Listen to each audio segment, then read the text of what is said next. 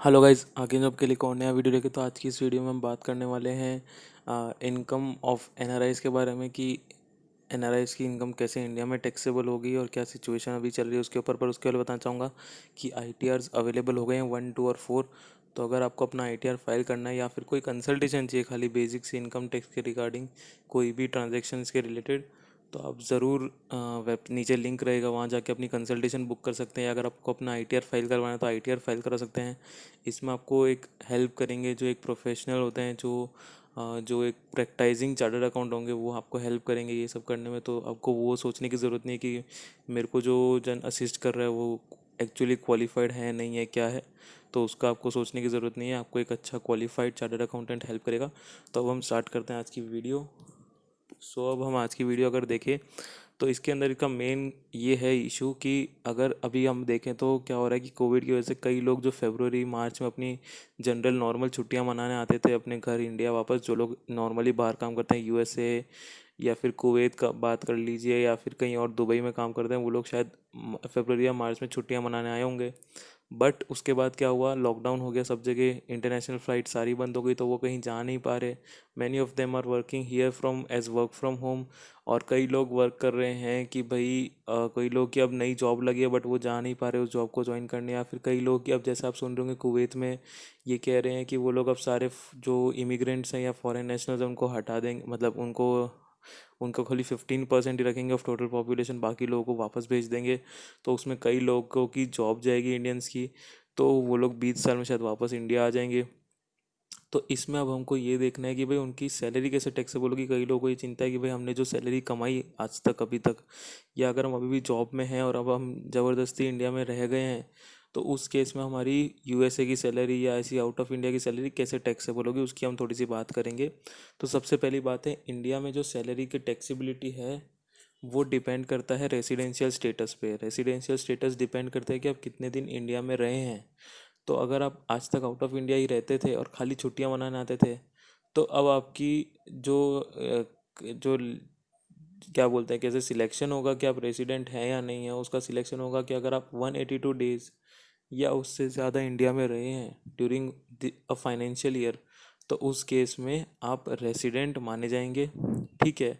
But उस case में भी ये नहीं है कि आप ऑर्डिनरी रेसिडेंट हो जाएंगे, बिकॉज रेसिडेंट मानने के बाद भी जब तक आप ऑर्डिनरी रेसिडेंट नहीं होते तब तक आपकी ग्लोबल इनकम टैक्स नहीं होगी, खाली इंडियन इनकम या फिर इंडियन बिजनेस की इनकम टैक्सेबल होगी इंडिया में।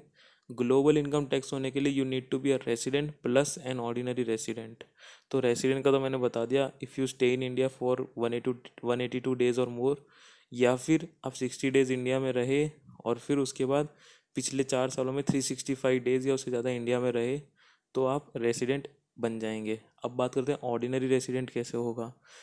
तो ऑर्डिनरी रेसिडेंट ऐसे होगा कि अगर आप लास्ट मतलब जिस साल आप मान लीजिए, चलिए हम बात करते हैं फाइनेंशियल ईयर 2021 के बारे में।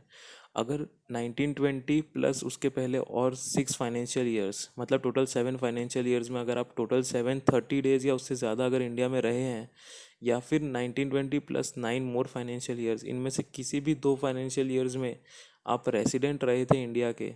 ठीक है, रेसिडेंट मतलब ऑर्डिनरी हो नहीं हो, खाली रेसिडेंट रेसिडेंट रहे हैं, तो आप ऑर्डिनरी रेसिडेंट बन जाएंगे इंडिया के। और उस केस में आपकी ग्लोबल इनकम टैक्स होगी इंडिया के अंदर। तो अब आप समझ गए होंगे। और मोस्टली जो लोग वापस इंडिया आ रहे हैं उन लोगों को 182 डेज ही लगेगा, 60 डेज वाला प्रोविज़न नहीं लगेगा। तो ये आपको बात ध्यान रखनी है। और आपको क्या होगा कि जो मैंने कहा था ऑर्डिनरी वाला भी, वो चीज़ भी आपको ध्यान रखना है और उसमें आपको दोनों कंडीशंस फुलफिल करनी है। आपको 730 डेज पिछले 7 सालों में भी रहना है, प्लस दोनों चीज़ होनी चाहिए, प्लस आप किसी भी 2 साल में रेसिडेंट होने चाहिए पिछले 10 सालों के अंदर। ठीक है। इसके अंदर अगर हम देखें कि आप रेसिडेंट कैसे माने जाएंगे, क्योंकि कई लोगों का क्वेश्चन आता है कि भाई हम लोग तो 2012-13 में चले गए थे तो आज हम रेसिडेंट होंगे नहीं होंगे। तो वो पर्सन टू पर्सन डिपेंड करेगा। इसलिए मैं कहूँगा कि आप एक प्रोफेशनल को ज़रूर हायर कीजिएगा अपनी हेल्प करने के लिए कि आप रेसिडेंट है नहीं है, ताकि आपका इनकम प्रॉपरली टैक्सेबल हो। अब इसमें लोगों को कन्फ्यूजन है कि चलिए मैं नहीं रहा रेसिडेंट, में बहुत सालों से बाहर था और अब मैं इंडिया में आया हूँ तो मैं खाली रेसिडेंट बन रहा हूँ, तो उस केस में क्या मेरी ग्लोबल इनकम टैक्स होगी या नहीं होगी। जबकि तो इस या फिर मैं अपनी सैलरी कैसे मंगाऊँ, क्या मैं डायरेक्टली अपनी इंडियन बैंक में मंगा लूँ, या फिर मैं पहले अपने यूएसए के बैंक अकाउंट में मंगाऊँ और फिर उसको इंडिया में ट्रांसफ़र करूँ। तो मेरा सजेशन ये रहेगा कि ज़्यादा बेटर ऑप्शन ये रहेगा कि आप पहले उसको यूएसए की अकाउंट में मंगाएं और फिर उधर से ट्रांसफ़र कर ले अपने इंडियन अकाउंट में, ताकि आप इधर अपना खर्चा चला सके। मैं ऐसा क्यों कह रहा हूँ? बिकॉज सेक्शन 9 कहता है कि आपका इनकम रिसीव्ड या डीम टू बी रिसीव्ड या अक्रू या deem to accrue in India जो होगा वो इंडिया में टैक्सेबल होगा। तो अगर आप ये चीज़ को ध्यान में रखते हुए अपनी सैलरी आउट ऑफ इंडिया ही मंगाए, और आपका क्योंकि एम्प्लॉयर भी उधर है, तो आपका कभी भी इंडिया में टैक्सेबल नहीं होगा सैलरी। प्लस DTAAs भी हमको देखने पड़ेंगे, डबल टैक्स अवॉइडेंस एग्रीमेंट, क्योंकि होगा ये हो सकता है कि आपका जो आउट ऑफ इंडिया का एम्प्लॉयर होगा वो बोलेगा कि मेरे को भी यहाँ पे TDS कट करना पड़ेगा उनकी कंट्री में, और आपकी कंट्री रेसिडेंट के बेस पे, आपकी जो इंडिया है, हमारी इंडिया है, वो आपको रेसिडेंट के बेस पे आपसे टैक्स मांगेगी, तो डबल टैक्सेशन होगा। तो इसका हम रिलीफ कैसे लें? क्योंकि सैलरी के मोस्ट ऑफ जो DTAA हैं उसमें ये कहा गया कि may be taxed in the source country. तो मे बी का मतलब है कि दोनों कंट्रीज उसके ऊपर टैक्स कर सकती है, और फिर जो आपकी रेसिडेंट कंट्री होगी वहाँ से आप उसके, वहाँ पे आप जो फॉरेन टैक्स होगा उसका क्रेडिट ले लीजिए, FTC। तो वो आपको ध्यान रखना है कि आपको FTC भी लेना है। अगर आपका आउट ऑफ इंडिया की कोई कंट्री में टैक्स लिया जा रहा है या आपके ऊपर TDS कट हो रहा है, तो आपको ध्यान रखना है कि आपको FTC भी लेना है। यही रहेगा मेनली बात कि आपका कैसे टैक्सेबल होगा सैलरी, कैसे इंडिया में टैक्सेबल कब होगा, कब आप रेसिडेंट एंड ऑर्डिनरी रेसिडेंट बनेंगे। आप सेक्शन 6 पढ़ सकते हैं, उसके अंदर पूरी जानकारी आपको मिल जाएगी। और एक बार अगर आप रेसिडेंट एंड ऑर्डिनरी रेसिडेंट दोनों बन गए तो फिर तो आप ग्लोबल इनकम टैक्सेबल इंडिया में होगा ही होगा 110%। तो बस यही था मेनली इस मोटिव, क्योंकि कई लोगों को कन्फ्यूजन है कि भाई हम लोग आ तो गए उधर से, अब हम लोग का सैलरी कैसे टैक्सेबल होगा, या फिर हमको आज तक जो सैलरी मिली इस फाइनेंशियल ईयर में क्या वो इंडिया में टैक्सेबल होगी या नहीं होगी। तो मेरे हिसाब से कई लोगों को अब इसके अंदर कई चीज़ें क्लियर हो गई होगी कि रेसिडेंटशिप पहले चेक करें, और फिर रेसिडेंटशिप के बेस पे डिसाइड होगा कि आपकी सैलरी टैक्सेबल होगी या नहीं होगी। बस यही था इस वीडियो में। अगर आपको ये वीडियो अच्छा लगा प्लीज़ लाइक कीजिए, शेयर कीजिए, सब्सक्राइब कीजिए मेरे चैनल को ऐसे ऐसे ही कुछ और वीडियोज़ के लिए।